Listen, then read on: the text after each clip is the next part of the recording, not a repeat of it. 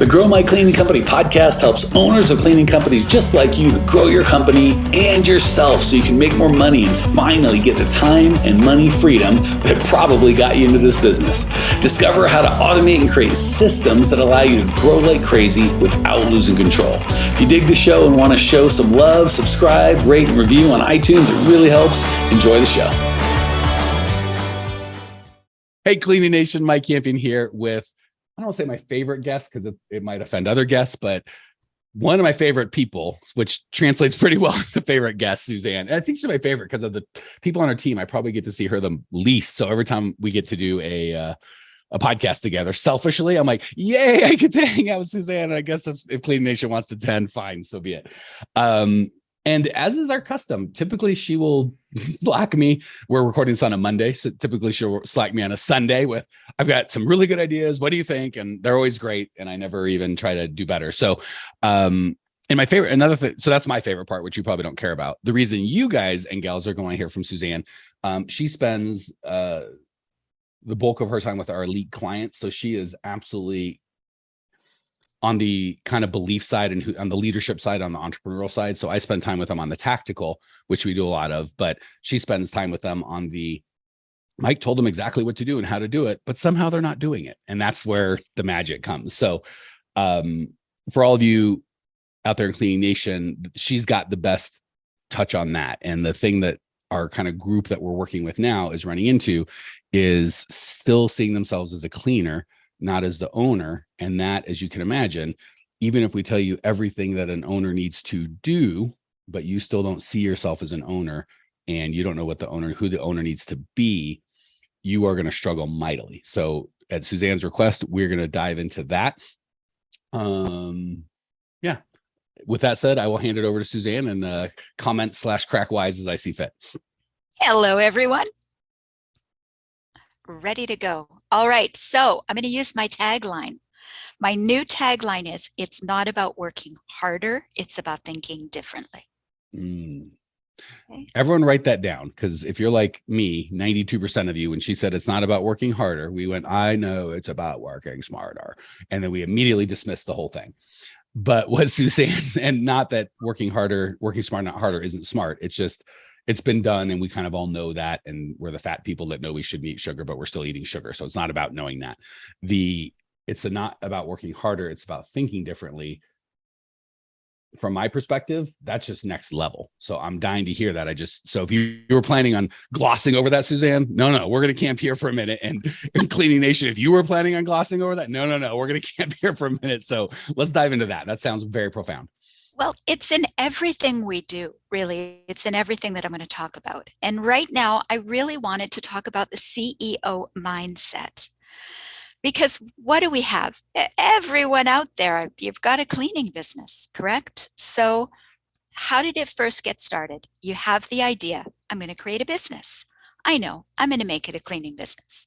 Well, what do I need to do first? I need to get some clients. Okay, now I got to get to work. Before you know it, you're cleaning in the business. You've created a job, a really good job. Well, just to be clear, I know what CEO means, but I think sometimes our listeners may not mean cleaning every opportunity, right? Sorry? CEO, cleaning every opportunity. Is that not what that stands for? Because I'm confused. I've been in Cleaning Nation a while, and that's what I thought we're talking about. Is that not what you're talking about? We're going to use the more standard term of chief executive officer. So let's talk about being the owner of your company. So not cleaning every opportunity. We want to be cheap. Okay. Just that's going to change a lot of my questions. So go ahead. Right. And besides, in your program, we're talking more about targeting, not just taking anybody, cleaning every opportunity, right? So let's chuck that out the window. And let's talk about the owner mindset. Okay. The CEO, we had one person on one of my calls and he says, yeah, but my wife is the boss. She's the CEO. I said, okay, you're the vice president, right? Take whatever position you want as owner of the company. And what happens is it's the mindset thing. I know I have to step back. I know I have to work on the company. How can I grow the company if I don't work on the company? But I'm busy working in it. It's my identity. It's what I do.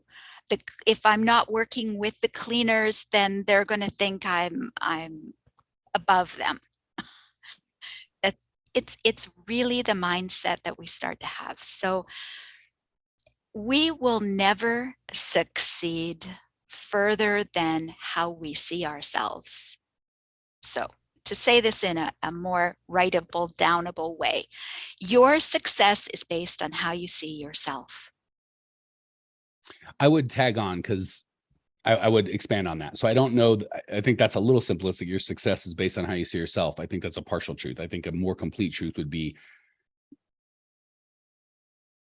without the right tools and systems, doesn't matter how you see yourself, you're going to fail. With the perfect tools and systems, if you don't see yourself as a leader, entrepreneur, owner, it doesn't matter how good the systems you are. So I want to make sure we're not, like for those of you that are old like me, remember The Secret, where it's like, and I want to put words in their mouth because there's some wisdom in there, but a lot of us came away with, if you just picture and envision this thing, you'll get it. And I think that's certainly a piece of the puzzle. Like to say that that's not part of it would be insane. I but agree. I want to make sure that doesn't exclude hard work. It doesn't exclude systems, and I think we also look at where it might be, well, the mindset and my beliefs are what's really important. And, work and systems and tools aren't that. Or if I just work, this is a guy thing. If I just work harder and someone gives me the right systems, I don't really need to work on my mindset. But it's like saying, well, if you've got to go right now, which is more important, the engine or the gas? It's like, well, it's like a nuclear sub. You both have to turn your keys. So it's not like one's more important. They're both crucial. So if you leave one out, if you've got the best systems and tools, but you believe at the end of the day, money's evil, people hate you, or they love you as a cleaner, they can't see you as this, you can't see. If you're just going to let those take root, you are screwed. If you've got a perfect mindset, the good news is you'll probably go get the systems and tools that you need. So I guess if I had to pick one, it would be the mindset, but only because then you're going to seek out the tools as opposed to sit in a puddle of your own tears and do nothing. Well said. We do need both arms, right? It's like in a cleaning business, you need employees and you need clients. There's two sides to this. 100% correct. So part of your success will be how you see yourself. So how do we do that? How do we do that? Because the problem with what you were saying earlier, kind of, I don't want to say the excuses, I think half truths are a better way. And Suzanne's just quoting Cleaning Nation, so obviously she doesn't believe this, but my employees, I have to do everything I'd ask my employees to do. If they see me, if I'm not first in, last out, they're going to quit. My clients want me only. I've got the magical brand of cleaning. I can't afford, here's the one that really comes down to now we get into identity and money beliefs, which you get these wrong. Whoo, as a business owner, you're stuck. I will make less, but you don't understand, Mike. I make more money when I clean. And we'll do this ridiculous example of I did a move in, move out, or somewhere I made $600 on a Saturday. And maybe you did. And less until we go, great. How many hours total did you work in, on, or around your business thinking about working on in the month of May? It's like 391. How much money did you take out? Not how much money came into the business, how much money actually came to you. And we'll say a bunch of BS like, well, but I'm leaving my money in because I want to be, we make it this poverty and not being able to pay our bills is this like noble thing. So all that to say, how do we deal with that? So again, if we just told Clean Nation a lie, they'd get it. You're dumb and you have no capacity and there's no opportunity for you in the cleaning business because you're too dumb. They would immediately out of hand go, no, you're wrong. That's not the truth at all. Like they would see that lie for the dirty lie it is immediately. But if we wrap it in half truth, you make more when you clean. You've got a special clean because that's the nice version of it. The dirty version that's probably more true is you're only valuable to clean. Your head's not worth anything, dummy. Just your hands and your back. That's what you bring. That's the value you bring to this earth. And we don't say it, but that is wrapped in this pretty language of I make $600 when I clean. What we're really saying is you big dummy. You weren't worth nothing. You don't know how to do nothing. Just shut up and use your back and your hands until they break. And when I say it like that, we're like, oh, I would never believe that. But when we kind of wrap it in that half truth of, well, $600 or, I'm the we put a spin on it, but I'm special. My people love me. And keep believing that. I talk to people that are women, typically breaks my heart, that are 60 years old. And they're like, I've had clients for 30 years and I watched their kids raise. They watch my kids raise and I thought they loved me. And now that I can't do it anymore, they're throwing me out on my ass. So sorry, I get passionate because I hear what this sounds like. And I'm like, it's so freaking insidious. So how do we root out the whole thing, not just the superficial. Well, your cleaning isn't special. Anyone can clean like that. That's the superficial stuff. How do we really root out the bottom of it, of my beliefs about myself and about money? Right. Identity is the key, and it starts with awareness. Okay. Number one, awareness. And it doesn't really matter where you are in your business. Every time you want to grow, maybe you're already out of cleaning and you go, this is a no-brainer. But the next time you want to grow, you want to increase your business, you have to, again, check your mindset. So let's look at characteristics in general of the owner of the company, the CEO. So the first thing I'd like everyone to do is think about, how would you describe in your mind someone who oversees an entire company? What do you feel their main characteristics are? And let's use an example. Everybody has a Starbucks somewhere near them, okay? The CEO of Starbucks, if somebody in one of the locations, if the barista doesn't show up, he does not run in to make the coffee. He probably doesn't even know how to make the coffee. He probably doesn't even know the barista didn't show up, or the manager, Right? how they handled it. In the big picture, eventually he may call someone in and say, hey, we need more staff, we need employee training, we need something. But he's not the one running in to fix the problem. So let's, normally I would open this up to a forum, but hey, it's just you and I. I'll be your forum. I'm here. Let's throw some things out. Do you think a CEO needs to be confident? Right? What are other words? Decisive? I'm thinking, because that's a really good question, and it's easy just to go smart, strategic, systems. Like but I'm trying to think really at the core. And Mike, I'll tell you one of yours: decisiveness. Okay, and that is something that people look at you, they notice, and they see. It's one of the characteristics that you embody. And they say that a lot. To be successful, you need to be decisive. Quick to make the decision, slow to make a change. You remind me of we had our son's 7th birthday last yesterday, and we had 2 extra game cards because we bought one for all the kids that came. We had 2 extra. So I said to a group of 7-year-olds, hey, I'm going to give these out. Whoever can give the best story about Christian can gets this one of these game cards. And all the kids raise their hand. I'm like, okay, Susie, what do you got? And they get scared because everyone's looking at them and go, I don't know, I forgot. So we got one kid who said, well, we had 2 because I had 2. One said, Christian's really good at Minecraft. And I said, good, we'll take that as a story. You're 7, done. Here's your card. The other kid saw like, oh, it's kind of easy. I don't need to really get, that. So he started, Christian's really, really, really, I think he started the reallys before he had a finish to the story. So he got about 9 reallys in and said, cool. And Christian went, yeah, that's right. I am cool. Like he was so when you said, one of the things Mike says about you is decisive. I feel like a little 7-year-old. I agree. I'm really fantastic. Let's dive into that, Suzanne. So sorry about that. It just was so perfect. By the way, this is different than core values. Yeah, no. One of my core values is, that's so important. So our core values: have fun, make money, be real, help out. When I was 7, I believed in those things. The decisiveness, and I want to encourage some of you guys are like, well, I'm not decisive. Yeah, nor was 7-year-old Mike, nor was 17-year-old Mike. I still remember reading a book with the research on, just like Suzanne said, the successful people make decisions more quickly. They're more slow to change them. And if they don't get the outcome that they want from a decision, they fix it by making another decision. So I want to encourage you, your core values, for me, have fun, make money, be real, help out. You're really not going to change, and I wouldn't try and change. Those are the rules that you play by. And Suzanne might have a different set of core values than I might be different than you. And we can all be successful. There's not a right or wrong set of core values. I mean, there is some wrong ones, but most of us don't have murderous rage as a core value. So Suzanne laughed because she's actually evil. And she's like, oh, damn it, he got me. That is one of my core values. If anyone could see Suzanne, by the way, you could think of a million adjectives and neither murderous nor rage would crack the top million.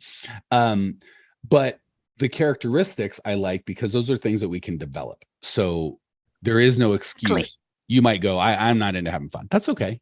We are. Maybe we wouldn't be a good fit to work together, be close friends, but I can be successful and you can be successful and it's fine. Like Steve Jobs would not characterize, I don't think many of his people would characterize him as having fun is a big core value. And there's other people they did, and it's fine. So decisiveness for sure. But I want to stay on the end identity, because I think we can get the traits. And I think decisiveness is probably top 5 in terms of traits for a successful CEO. But I think if we don't have the identity, we can never adopt the traits. So by the way, another one would be coachability. I can change. I wasn't decisive. I've been told I need to be decisive. I will become decisive. That's coachable. I'm not coachable. Right. I want to do it my own way. I'm going to have my millionaire mind. I'm going to let the adults in the room do the thinking and go, hey, this is doing it the way I want to do it. Got me this. I don't want that. I'm going to do it. I'm going to find someone that is getting what I want and do it that way. So these are all doable, but identity, that's a little less malleable. I think it's easier for me to go from indecisive to decisive than from seeing myself as invaluable or of low value to of high value. Well, the qualities are our way to create our new identity. The characteristics that we choose to embody. So first, make the big list. Think about the CEO, the president, the owner of Amazon, of Microsoft, of Apple, and think about, how did they probably walk around and think and treat their employees? Create a big macro list. Then I would suggest that we each pick 3 of those characteristics that we say, this is how I choose to be seen. This is how I'm going to choose to grow my business. Pick 3. And from there, we would say, which of those do I already embody? And which of those do I need to work on to become more confident, to become more decisive, to become more... What are some of the other words? So I've got some, but you blew my mind and I want to make sure everyone heard it. And the ones that did hear it, I want to acknowledge it because they're going to be going pulling their head out. So I thought erroneously, because as soon as you said, I'm like, gosh, that makes so much sense, Suzanne.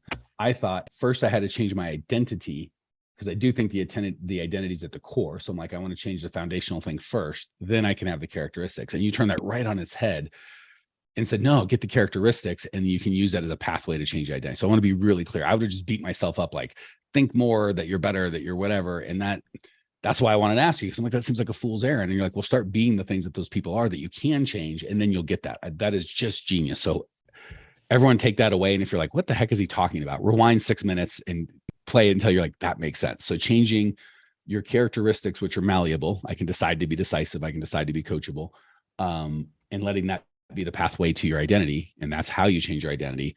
Super doable. Sitting at home going, be smarter, be a leader, be an entrepreneur, be a winner. I think that's just going to be a fool's errand and beat yourself up.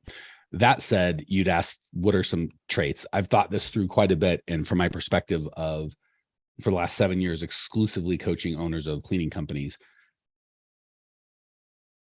we spend hundreds, thousands of hours sifting and sorting who we want to work with.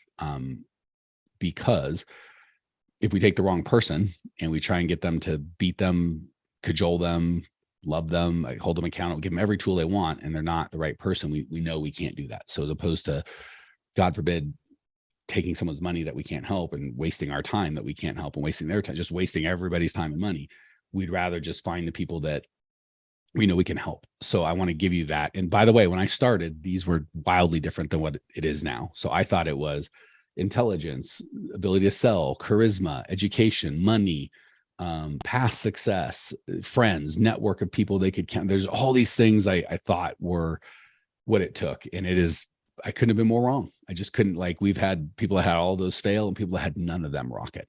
So make your list, like Suzanne said, but my experience having done this thousands of times is we've already talked about decisive. We've already talked about coachable, right? So that, and I love the decisiveness because it's a muscle, right? There's maybe some people are born with muscle and some people aren't, but 100% of us can go to the gym and build muscle, period, end of sentence. Coachability, same way. And what separates the leaders from the successful from the unsuccessful is the successful go, if that's what I need to be, I'll be that. And the unsuccessful go, well, I'm not that, therefore I can't be successful. Both are true. You just get to pick the one that's going to get you to your goal. The last one after decisive and coachable, I would say, is committed. And actually, I would put decisive and committed together. Because if you are committed, you'll become decisive, right? If I'm all in committed to marry my wife, I'm not going to think about it. I'm in. And so I think the committed and decisive are brothers and sisters. It's really hard to be one without the other. Coachable is its own thing. And then resourceful would be the last thing. A lot of our clients have core values of never give up or figure it out or get it done or do it until it's done or something like that. That is a core value. I don't know that you can develop that if you don't have it, but being resourceful, you can. If I had more employees, then I could be rich. Well, the resourceful will figure out how to get more employees. If I had money, then I could afford training, equipment, get out of debt, whatever. Basically, they're going to the fire going, you give me heat and I will put in wood. And the fire is going, you got to give me the wood and then I will create heat. So the list I would use would be decisive and committed. And again, those go hand in hand, coachable and resourceful. I'll figure it out. I don't have money, I'll get money. I don't have connections, I'll get connections. I don't have X, I'll get Y. Even our clients that we don't take them unless we're wildly under the belief that they're decisive, committed, coachable, resourceful. They'll still say stuff like, you told me to use Indeed and Indeed sucks. Well, did you call Indeed? No. Okay. Well, you got to, even then we do everything we can to give them all the support that they need. But at the end of the day, some of the support is, what did Google say when you asked? Well, I don't know. I didn't Google. Well, come on now. At some point, this is your business. You got to get in the saddle and go. All right. I've talked too long. Back to Suzanne, but those are the three. Those are what I'd use: decisive, committed, coachable, resourceful. Okay. Perfect. It's the choice. To sum this all up, how do you use it? Okay. Make those I am statements. I am decisive. I am committed. I am coachable. Say them, repeat them to yourselves, post them on the board so that you can see them all the time. Before you go out the door, before you deal with a client, before you work with an employee, repeat those things. How do I want to embody those things? Think about, from that position, what's my vision for the company? From that position, what am I wearing? How do I present myself? It's the total picture, right? Some of those you go, oh, I've got that.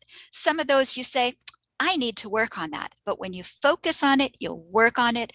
All of a sudden, you are presenting yourself to the world in this way, and people are starting to notice, and changes are starting to happen.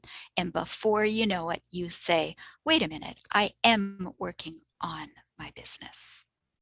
I love that. If you start just doing the characteristics a leader would be, you can't help but start to be the leader that you want to be. And if you're like, the leader I envision, I think would be successful, has these characteristics, well, all I have to do is do those characteristics or act in those characteristics, and I'll be that leader. And I'll give you a couple. What Suzanne said is spot on in terms of just immersing yourself with it visually, audibly, in your own voice. I would stack on that with giving yourself small, very winnable games to play. So when I work with folks that I don't think are decisive and are coachable and want to build that skill, the first thing I might ask them to do, and I've done this for years, and it's been a 2% blessing in my life, but you do that over 10 years, it starts to add up. When I go to a restaurant, I give myself 30 seconds to look at the menu and I put it down. So it's just a small decision, right? I'm deciding to be decisive. And because I'm, an egotistic jerk, well, the rest of the people are like, what are you going to have? I don't know. Well, I had this before and it wasn't very good. And they're wasting 6.5 minutes of their life. And I'm 18 seconds in. I'm like, I'm doing the prime rib. I was doing it for the last 3 minutes. Y'all sort this thing out. I'm going to enjoy my life. Boom. Boom. And it sounds silly, but you'd be shocked how you make a small decision. You flex that muscle in a very small way like that. You get a bigger decision, and you'd be shocked at how a completely unrelated business decision, you start making that muscle work in one area of your life, it works in others. And the same works with being coachable. Like, I'm going to call one person that maybe I don't respect in a lot of areas of life, but has got one thing down better than me. And I'm just going to ask them to do one small thing. And no matter how dumb it is, as long as it's not illegal or ethical, I'm just going to do it. And the goal isn't to get better at that thing. Again, the goal, it's a bonus that I save 6 minutes of everyone else fooling around at a restaurant. The goal, the building of the muscle was the goal. So if you call someone about how to gain weight, be a better spouse, be a better parent, whatever the thing is, you just try it. You've just become more coachable. Whether that thing gives a massive result or a tiny result or no result, you are for sure more coachable. And then you can start, and that's why I want you to be it's easy to listen to Suzanne or myself, like, oh, they're smart. They know it. Find someone that you respect in one area of their life, but you're like, oh, I wouldn't. Maybe you've got a 14-year-old kid knows how to work, knows about TikTok, and you're completely ignorant. Maybe you don't even care about TikTok. But it's a great opportunity to spend time with your kid. It's a great way to be coachable. That's an opportunity that you may not see. And once you start seeing that coachability and how like that felt good, you'll start seeing it in other places. All right, Suzanne, that's all I have to say. Anything to add before we call it? It's not about trying harder. It's about thinking differently. Couldn't say it better if I tried. Don't try harder, think differently. Grow My Cleaning Company if you want more help thinking differently and growing as a leader, growing as an entrepreneur, growmycleaningcompany.com. Check out the on-demand training. It's the 5 shifts you need to build $1 million business. It's totally free. It's a great place to start. www.growmycleaningcompany.com. See you there. Well, here we are, the end of the podcast, and you made it. Great job. I've got a little bonus for you for sticking through with me. But like I mentioned before, if you got value out of this podcast and you want to show a little love, subscribe, rate, and review on iTunes, Spotify, wherever the heck you're listening to this thing. Share it with a friend. Share the love. And as a special thank you for those of you that stuck with me to the end, how about I give you my personal phone number so we can text? It's a great way for me to get to know you, your business, your goals personally. So shoot me a text now, 602-932-6431. That's 602-932-6431. I am the only one who responds to these texts, and I will personally respond to everyone I possibly can as long as this number is manned. Don't know how long we're going to keep this at the end of the podcast, so grab it now. 602-932-6431. Give me a text, say hey, can't wait to meet you.